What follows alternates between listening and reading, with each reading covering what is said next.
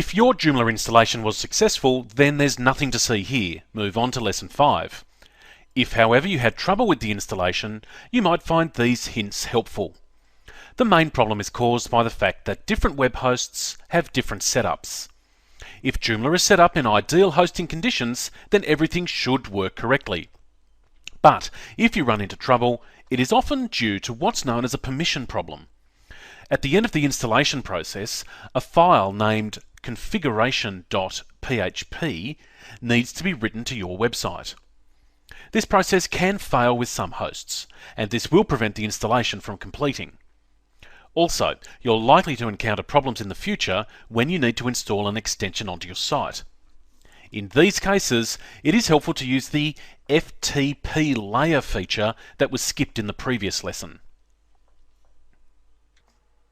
To use this feature, you need your FTP username and FTP password as provided by your web host. For the highest security, you can create an FTP account in your hosting control panel purely for this purpose. So if you know how to do that, then go ahead. Start the web installer as demonstrated in the previous lesson and work your way through until you get to the page that asks you for the FTP details.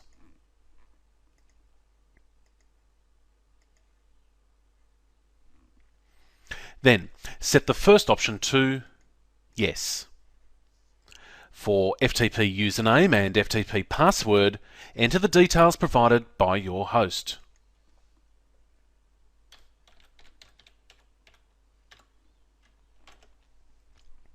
The FTP root path is a tricky one, as this is the location in your web hosting account where your web files are stored. This is often something like public_HTML or HTTP docs, but your host will tell you. You can ask Joomla to try and enter this for you automatically by clicking the Auto Find FTP Path button. If it returns a positive response, then you can continue. If it doesn't work, you might have to modify the advanced settings. Click that heading and then verify that the settings are correct. For FTP host, you'll probably see the numbers 127.0.0.1, which is often correct, or simply the word localhost. Some hosts use a different setting. The FTP port is generally 21.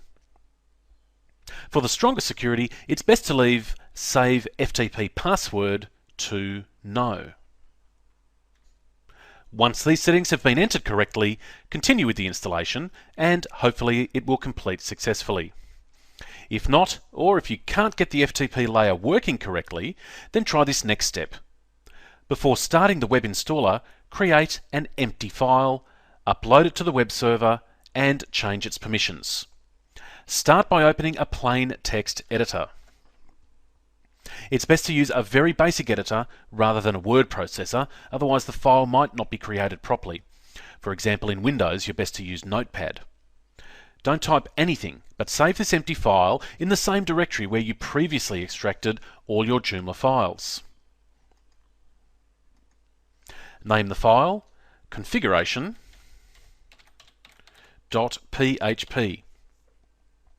And if you have the option to change the file type, make sure you select the most basic type. In my case, I'll change this to all files. Now upload that file to your web hosting account. Open your FTP software, connect to your account, and upload the file.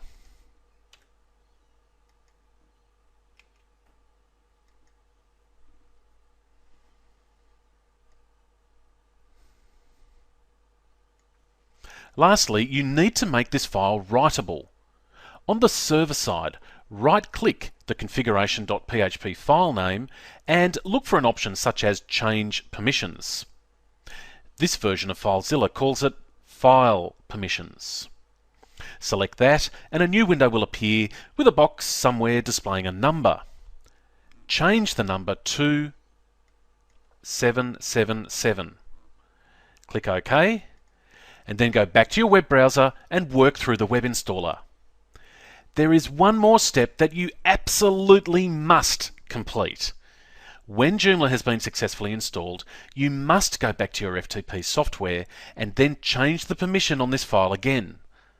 The process is the same. Right-click on configuration.php, choose File Permissions, and this time change the number to 644 and click OK. Failing to do this is a major security risk, so do not ignore this step. These steps solve the majority of installation problems. If you're still stuck, you might ask your host if they can install it for you.